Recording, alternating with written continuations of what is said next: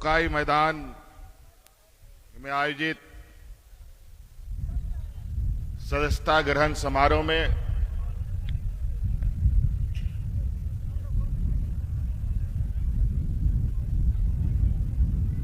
आए हुए आप सभी को मेरी ओर से बहुत बहुत आभार और जोहार।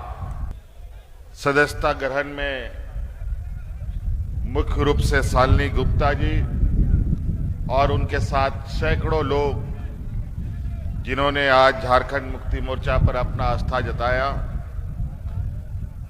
उन सभी का भी मैं हार्दिक अभिनंदन करता हूं और पार्टी में इनका स्वागत करता हूं। आज कोडरमा जिला में झारखंड मुक्ति मोर्चा अपने राजनीतिक कार्यक्रमों को आगे बढ़ाते हुए एक और कड़ी झारखंड मुक्ति मोर्चा में आज जुड़ा और वो कड़ी है शालिनी गुप्ता जी और यहां उपस्थित सैकड़ों महिलाएं, नौजवान, बड़े बुजुर्ग,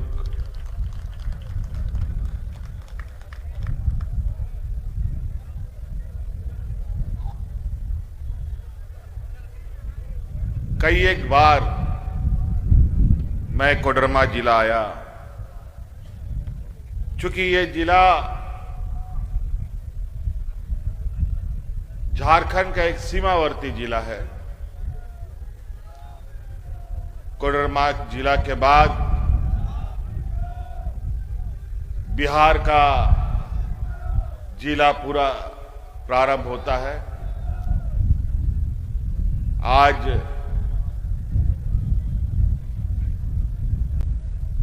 एक लंबे समय के बाद हम सब लोगों का एक अलग अपना राज्य बना। 25वां साल का ये झारखंड प्रदेश आज चूंकि झारखंड प्रदेश एकीकृत बिहार में एक कोने में बसता था, तो बिहार में चलाने वाले सत्ता की नजरें बहुत कम पड़ती थी और नतीजा झारखंड प्रदेश कई मायनों में पिछड़ा सा रहता था। हमारे आदरणीय गुरु जी शिबू सोरेन जी ने और अनगिनत झारखंडी वीरों ने एक लंबा संघर्ष कर अपना एक अलग राज्य बनाने का संकल्प लिया और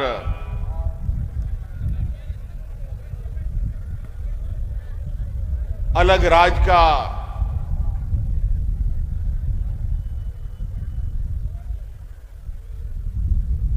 एक ऐतिहासिक लड़ाई लड़कर यह राज्य को बनाया। कई देश में राज्य बने, 28-29 राज्य हैं हमारे पूरे भारत देश में। कई राज्य प्रशासनिक दृष्टिकोण से अलग हुए, लेकिन ये झारखंड प्रदेश एक ऐसा राज्य है जो राज्य संघर्षों से पैदा हुआ। जैसे इस भारत देश को कितना संघर्ष करना पड़ा आजादी के लिए, वो आप सबको पता है। महात्मा गांधी जी से लेकर भगत सिंह से लेकर के अनेक ऐसे शूरवीरों ने भारत देश के लिए अपने प्राणों की आहुति दे दी। ना जाने कितने लोग जेल गए, ना जाने कितने लोग देश के लिए कुर्बान हो गए। कुछ लोगों का नाम निश्चित रूप से हम सब लोग जानते हैं। ठीक उसी प्रकार जब यह भारत देश आजादी का सपना भी नहीं देखता था, उससे कई वर्षों पहले आगे से झारखंड में यहां के आदिवासी मूलवासी अंग्रेजों से लोहा लड़ते थे। झारखंड के वीरों का भी आपको नाम याद होगा। भगवान बिरसा मुंडा, सिद्धू कान्हू, चांद भैरव, तिलका मांझी, बाद में कई विनोद बिहारी महतो, ए.के. राय, और हाल फिलहाल तक आपने दिसम गुरु शिबू सोरेन जी को भी देखा, जो आज हमारे बीच में नहीं है। कितना संघर्ष किया था। ये हजारीबाग जेल से लेकर झारखंड के हर कोने का जेल झारखंड के आंदोलनकारियों से भरा पड़ा था। तब ये राज मिला है। देश आजादी की लड़ाई तो बहुत बाद में लोगों ने संघर्ष करना प्रारंभ किया। इस मायने से इस राज्य में कई ऐसे, ये राज अपने आप में एक ऐसा विरासत अपने कंधों पर लेके चल रहा है जो शायद ही किसी राज्य के पास हो। इसीलिए हम अपने इस राज्य के प्रति अपने आप को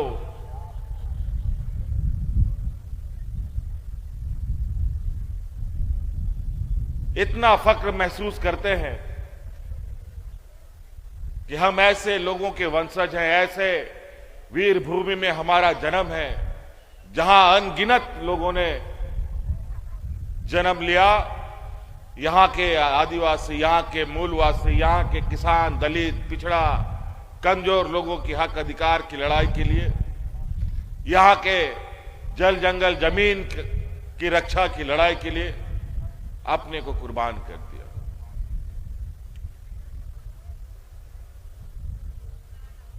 ना जाने कितने महिलाओं के मांग का सिंदूर उजड़ गया, ना जाने कितने नौजवान विधवा अनाथ हो गए,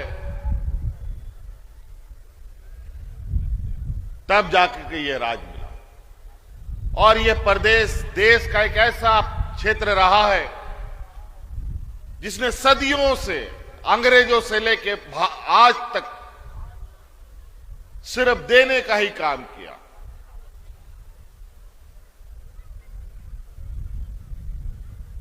देश का सबसे अधिक खनिज संपदा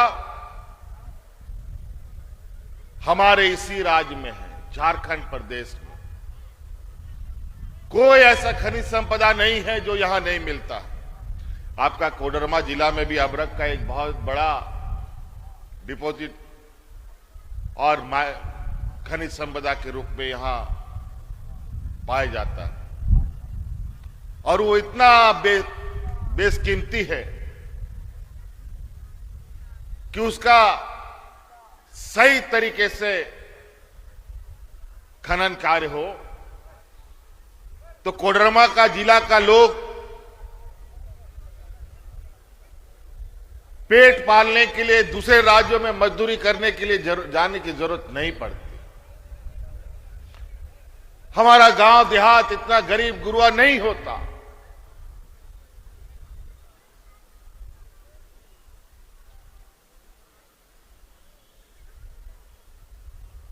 आज इस खनन कार्य को अनप्लान तरीके से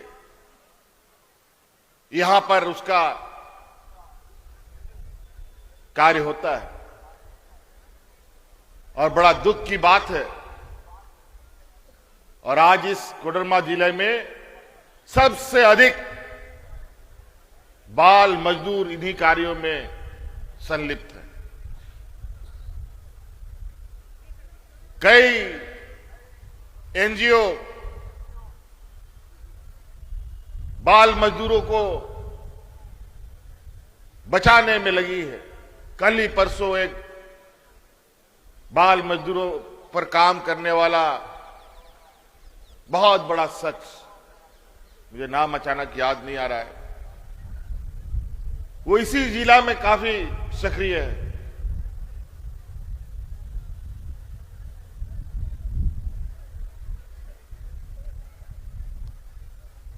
तो कई ऐसी चीजें हैं जहां हमको आज हमारा गांव देहात, हमारा आने वाला पीढ़ी हंसता खेलता रहता। कोयला, लोहा, अब्रक, सारा कुछ हम लोग दिया। हमारे खनिज संपदा से दिल्ली, मुंबई, गुजरात चमकता रहा। हम लोग अंधकार में, भुखमरी में, गरीबी में हमें जीने पर मजबूर होना पड़ा। और ये योजनाबद्ध तरीके से झारखंड को गरीब और एक गरीब राज्य बनाने की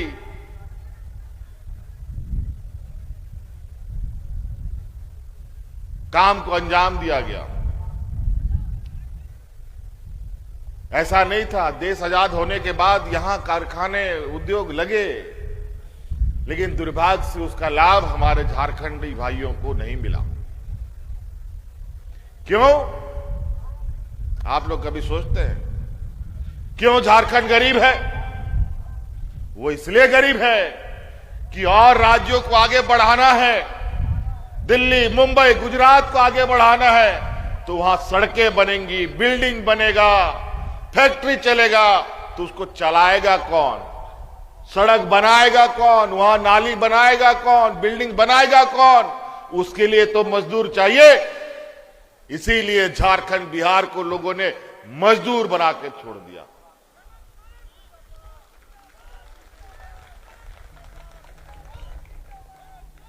दिल्ली, मुंबई, गुजरात में रहने वाला बड़ा बड़ा व्यापारी का गाड़ी चलाएगा कौन?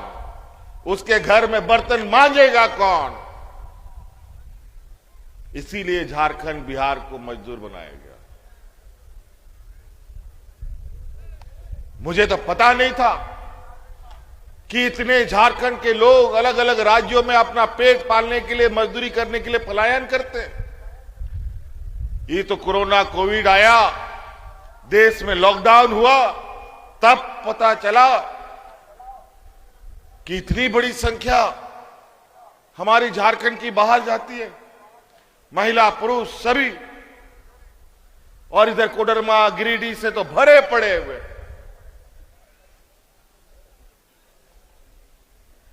जब कोविड में सब लॉकडाउन हुआ तो पता चला कि कोडरमा, गिरिडीह, हजारीबाग, पूरा झारखंड का लोग जहां का तहां फंस गया। आने जाने का कोई साधन नहीं, कोई पैदल चल दिया, कोई साइकिल में चल दिया, कोई रास्ता में मर गया। याद कीजिए वो मंजर जब यही भारतीय जनता पार्टी के लोगों ने देश में लॉकडाउन करके सड़कों पर महिलाओं को बच्चा जन्म करने के लिए मजबूर कर दिया। और याद कीजिए वो दिन, किसी राज्य का आपका भाई, आपका ये नौजवान दोस्त, बेटा पहला देश में है जो अपने मजदूरों को हवाई जहाज से ढो करके आपके घरों में पहुंचाने का काम करता है।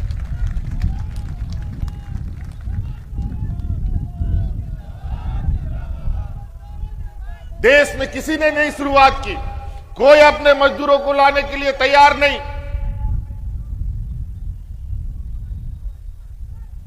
ना बिहार, ना यूपी, ना बंगाल, कोई नहीं। पहला हम लोग हैं। हम मजदूरों को क्या ढोएंगे? हमको तो लगता था कि हम कोरोना ढो रहे हैं, लेकिन हमें पूर्ण विश्वास था कि हम अपने मजदूरों को सुरक्षित रखेंगे, अपने भाइयों को घर तक पहुंचाएंगे। यह संकल्प के साथ हवाई जहाज, ट्रेन, बस सबसे बुलाने का काम किया। और आपको तो पता है, अगल बगल राज्य में कोविड में लोग ऐसा मरे, लेकिन जानवर मरता हो, कोई बीमारी फैलता है तो मुर्गी सब जैसा मरता है, सब खत्म, वैसे ही लोग मर रहा था।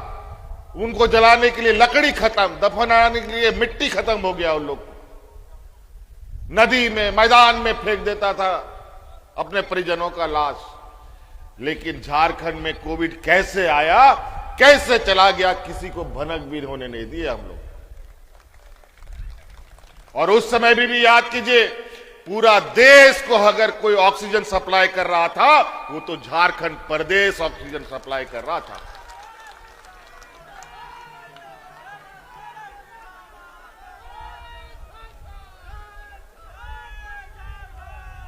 तो कई ऐसी चीजें हैं और उस कोरोना के काल में भी हमारे राज्य से ऑक्सीजन जा रहा है। पता चला अचानक केंद्र सरकार ने पूरा ऑक्सीजन फैक्ट्री पे कब्जा कर लिया, हमारे कुछ हॉस्पिटलों में ऑक्सीजन की कमी होने लगी तो कागज पत्र मांगने लगा। हमने तुरंत दिल्ली में बात किया कि क्या बात है, हमारे अस्पतालों में ऑक्सीजन नहीं जा रहा है। तो नहीं, केंद्र सरकार ने रोक लगा दिया। तो हमने भी कहा तब केंद्र सरकार का भी रोक दो, यहां से कोई गैस नहीं जाएगा, पहले झारखंड को जाएगा तभी किसी राज्य को जाएगा। तब आनंद फानन में बोला नहीं, झारखंड प्रदेश के लिए कोई कागज पत्र का जरूरत नहीं है, जिसको ऑक्सीजन चाहिए वो यहां से ले सकता है। अजीब हालत। मतलब गरीब है तो इसका मतलब आप कुछ भी कर सकते हैं हमारे ऊपर। अब ऐसा नहीं चलेगा। राज तो हम लोग लड़ के लिया और यही सोच करके शायद हमारे अगुआ नेता जो हम लोग के मार्गदर्शक लोग रहे, क्योंकि इस क्षेत्र में शिक्षा का भी अभाव बहुत रहा, यहां के लोग मानसिक रूप से कमजोर, आर्थिक रूप से कमजोर, बौद्धिक रूप से कमजोर, यही सोच करके लड़ के लिया झारखंड। अब राज्य अलग हो गया तो अपने से विकास होगा सबका। लेकिन राज मिलने के बाद जो 15-16 साल 17 साल हम लोगों ने मंजर देखा वो भी विचलित करने वाला था। इन 15 सालों में इस राज्य का वो हाल इन लोगों ने कर दिया, बच्चों को तो पढ़ाना बंद कर दो, सैकड़ों हजारों स्कूलों इन लोगों ने बंद कर दिया। लोग हाथ में राशन कार्ड ले लेकर के भात भात करके लोग मरता रहा। हम उसके गवाह हैं क्योंकि उन घरों में हम जाते थे। फिर आदरणीय गुरुजी ने यह आदेश दिया, झारखंड मुक्ति मोर्चा के सिपाहियों को, कि झारखंड तो हम लोग लड़ के ले लिया, लेकिन जो स्थिति अभी बनी है इससे झारखंड बचेगा नहीं। इसलिए हर हाल में भारतीय जनता पार्टी को सत्ता से उखाड़ फेंकना होगा, नहीं तो यहां का आदिवासी मूलवासी कोई नहीं बचेगा। फिर हम लोगों ने मोर्चा खोला और फिर हम लोगों ने, ये हम लोग का दूसरा टर्म है, हम लोगों ने सरकार बनाई और आपको हम विश्वास दिलाते हैं और हम यहां कहने से हमें गर्व होता है कि 6-8 साल से हम लोग सरकार चला रहे हैं, एक भी व्यक्ति भूख से नहीं मरा। और आज रोजी रोजगार के लिए अगर कोई कहीं भी जाता है, देश हो या विदेश, कहीं पर भी उसके साथ कोई दुर्घटना घटती है तो उसके पार्थिव शरीर को चाहे वो विदेश में हो वहां से ला करके उनके परिजनों तक पहुंचाने का काम भी हम लोग करते हैं। पहले कौन कहां मर जाएगा, कहां जी जाएगा, कोई पूछने वाला नहीं। तो कई एक ऐसी चीजें हैं।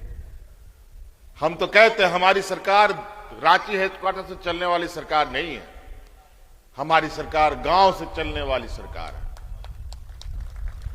और आपने देखा होगा कि पंचायत जहां सड़क नहीं है, लोग पैदल जाते हैं, वहां पर ट्रैक्टर से, बैलगाड़ी से, मोटरसाइकिल से पदाधिकारी लोग कंप्यूटर और प्रिंटर लेकर के ऐसे ही समियाना लगा कर, पंडाल लगा करके आपके दुख तकलीफों का, समस्या का हल कर रहे थे। कई एक बार सरकार आपके द्वार के माध्यम से पंचायतों में हमने पदाधिकारियों को भेजा। कई ऐसे लोग आज भी गांव में हमारे ऐसे हैं जो बीडीओ सीओ कौन है जानबे नहीं करता है, डीसी एसपी तो बहुत दूर हो जाता है, और उसमें तो महिलाएं इतनी कि उनको तो बीडीओ सीओ तो छोड़िए, कर्मचारी भी कौन है वो भी नहीं पता रहता है। तो हमने जो ब्लॉक ऑफिस है उसी को गांव में भेज दिया और ये लगातार चल रहा है और उसी का नतीजा है कि गांव की खबरें हमारे कानों तक आती है, गांव की तकलीफें, गांव की आवाजें हमारे कानों तक आती है। और आज इस गरीब राज्य को एक एक पायदान में कैसे वो मजबूती से अपना पैर रख पाए, इस पर हम लोग काम कर रहे हैं। आज इस राज्य की आधी आबादी जो महिलाएं हैं, उनको अपने पैरों पर खड़ा करने का जो हमारा वादा है, ये वादा हम निरंतर 2-1.5 साल से पूरा कर रहे हैं। आज के दिन में जैसे मोटरसाइकिल हो, गाड़ी हो, उसमें तेल नहीं भरिएगा तो एक कदम नहीं चलेगा। अगर आज आपके पॉकेट में पैसा नहीं रहेगा तो बुद्धि भी काम नहीं करेगा।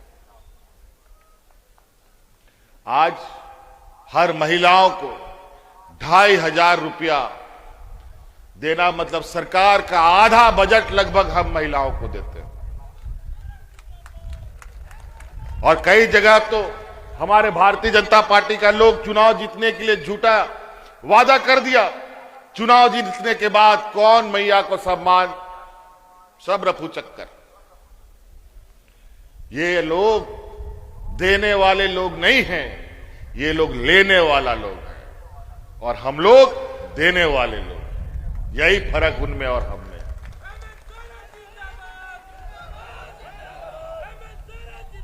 आज हमारा नौजवान, यहां का गांव देहात का नौजवान उच्च शिक्षा के लिए आज सरकार उनको विदेशों में तक भेजती है। आज हम लोग बेहतर शिक्षा के लिए मुख्यमंत्री उत्कृष्ट विद्यालय हम लोग खोल रहे हैं। हम तो आप लोग को से यही गुजारिश करेंगे कि आप लोग अपने बाल बच्चों को पढ़ाइए, लिखाइए, डॉक्टर, इंजीनियर, वकील बनाइए, जज बनाइए, तभी राज्य अपने पैरों पर खड़ा होगा। हम लोग तो अभी निरंतर स्कूल खोल रहे हैं, शिक्षकों की बहाली कर रहे हैं, पदाधिकारियों की बहाली कर रहे हैं। अभी सरकार की दूसरी पाली में अभी साल भर ही बीते हैं, अभी साल भर ही लगभग हुआ है और इस साल भर के अंदर 26,000 से अधिक नौजवानों को हम लोगों ने नौकरियां दी है। कोई बीडीओ बना, कोई सीओ बना, कोई कलेक्टर बन रहा है। और बड़ा गर्व का बात होता है जब मंच पर आकर के वही अभ्यर्थी बोलता है कि आज मैया सम्मान योजना के बदौलत आज हमको ये नौकरी मिला है।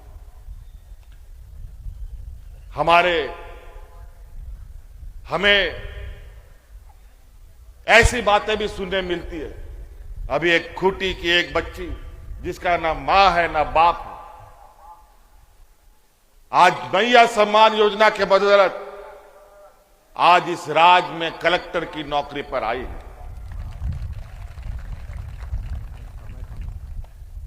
तो कितनी गर्व की बात है।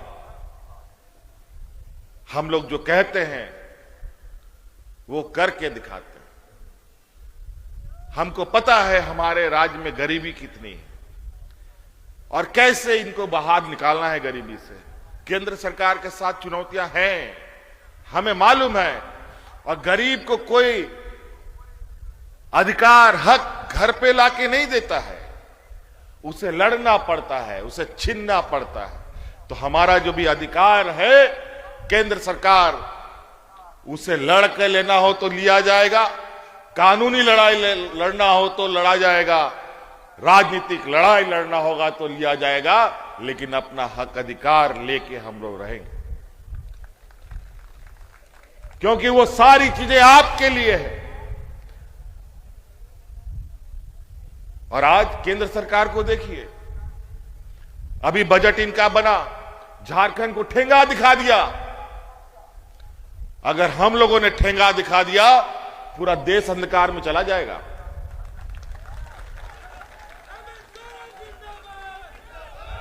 हम लोग इस संघीय ढांचा में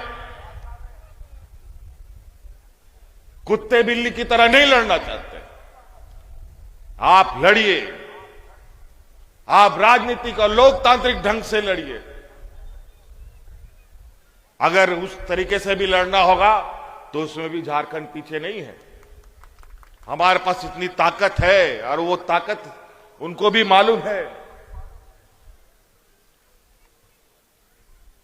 और आज केंद्र सरकार ने जो लगभग 52-53 लाख करोड़ रुपए का बजट बन रहा है, आज इन लोगों ने विदेश में अमेरिका के साथ ऐसा करार कर लिया है कि अपना बजट का 85% खर्चा अमेरिका को देके आएगा। बता 15% में देश कैसे चलेगा जी? कैसे चलेगा 15% में? किसको देगा, किसको नहीं देगा? इसमें पूर्णतया जो गैर भाजपा शासित राज्य है वही उन्हीं का हक अधिकार मराएगा। लेकिन हमारी पूरी नजर है, आज बड़े गर्व के साथ हम ये कहते हैं कि आज जो भी हम काम करें उस काम का सीधा फायदा हमारे राज्य के लोगों को मिले। और हम यहां बहुत सारे नौजवानों के मेरे कान तक में आवाज आ रहा है, कुछ आंदोलनकारी लोग भी हमारी मांगे पूरी करो, हमारी मांगे पूरी करो। मैं आप सभी नौजवानों से कहना चाहता हूं, आप भी हमारे, चूंकि आज बतौर मुख्यमंत्री हैं तो हमारी जिम्मेवारी है, लेकिन जिम्मेवारी भी है, लेकिन आपकी भी मांग जायज है तो निश्चित रूप से उस मांग पर सरकार गंभीरता से विचार करती है। आज जेपीएससी का एग्जाम निकलने वाला है। अलग अलग जगहों से हमारे नौजवान हमको बोल रहे हैं कि थोड़ा उम्र सीमा घटा दो, थोड़ा उम्र सीमा घटा दो। हमने कहा अब तो हम लगातार, ये लोग 20 वर्षों में 4 बार एग्जाम ले पाए, हमने तो मात्र 5 वर्षों में 5 बार एग्जाम ले लिया। अब तो रेगुलर्स आ गया, कितने को हम उम्र छान दें? और नई पीढ़ी को भी तो मौका देना है। लेकिन अगर उनकी मांगे जायज है तो उस पर भी हम एक सकारात्मक विचार करते हैं।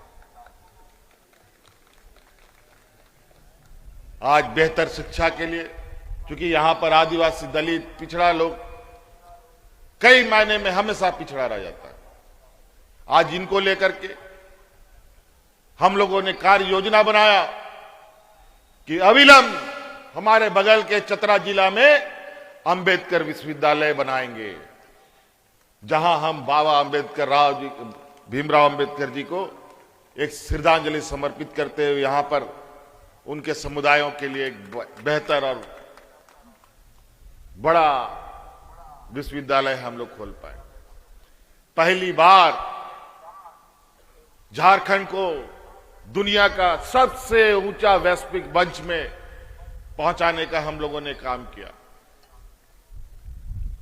आज हमारे नौजवान विदेशों में शिक्षा ग्रहण कर रहे हैं। जो अंग्रेज यहां पर जुल्म ढाते थे, यहां के लोगों को अंग्रेजों के सामने में कुर्सी में बैठना औकात नहीं था। यहां के लोगों को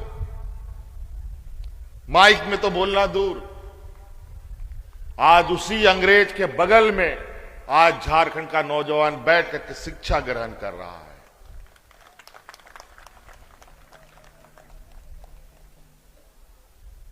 पूरे सम्मान के साथ।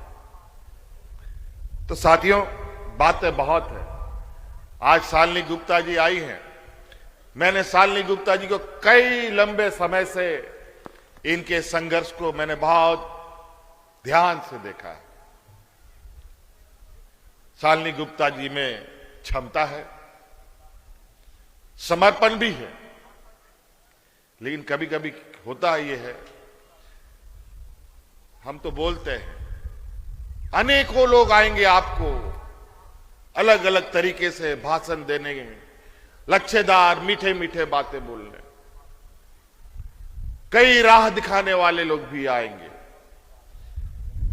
इतने लोग आएंगे कि आपको पता नहीं चलेगा कि कौन सही है कौन गलत है।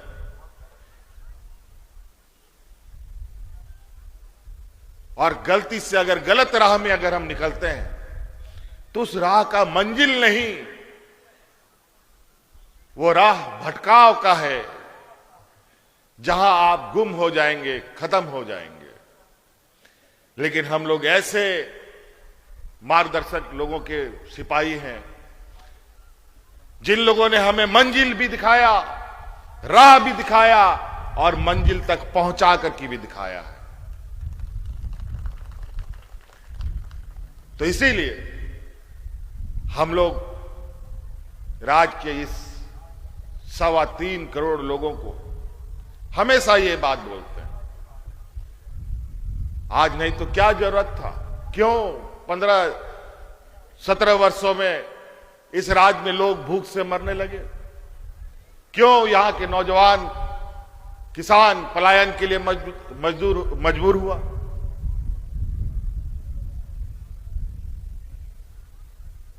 और आज क्या ऐसी आन पड़ी, हमें क्या तकलीफ है सरकार को इतना और भी काम करने।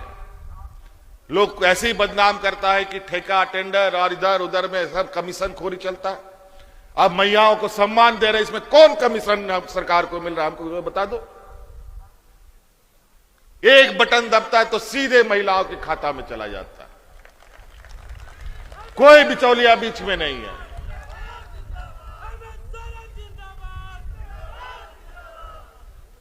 तो कई ऐसी बातें हैं, बातें तो करने का बहुत कुछ है, लेकिन आज इतना बड़ा जनसैलाब अगर आया है तो कहीं ना कहीं शालिनी गुप्ता जी में वो समर्पण है और आप में वो लगाव है शालिनी गुप्ता जी के साथ, जो यहां दिख रहा है।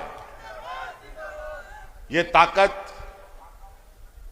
1000 गुना हो सकता है, बशर्ते हम लोग अगर सही राह और सही विचार के साथ चलें। और हमने आज इसीलिए शालिनी गुप्ता को भी कहा, इनको भी अपने साथ चलने के लिए हम लोग राजी हुए कि नहीं, इनमें क्षमता है, इनको जिम्मेवारी दी जा सकती है और इनके माध्यम से कोडरमा जिले का जो तकदीर है उस तकदीर को सुनहरे अक्षरों से लिखा जा सकता है।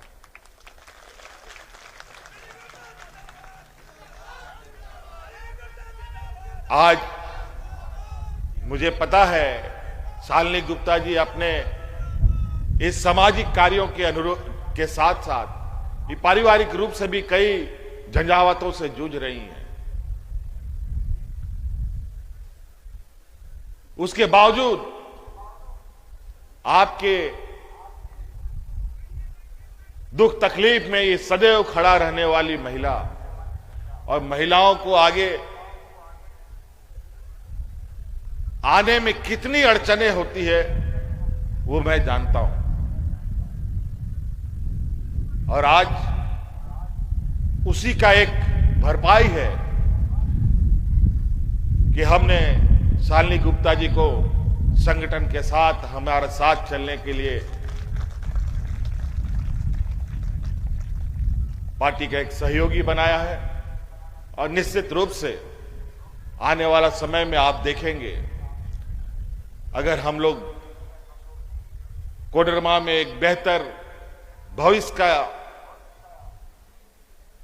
सोच रखते हैं तो आपको वो चीजें कहीं मिलेगी, कहीं दिखेगी तो शालिनी गुप्ता जी के ही बीच में दिखेगी। तो इसीलिए साथियों,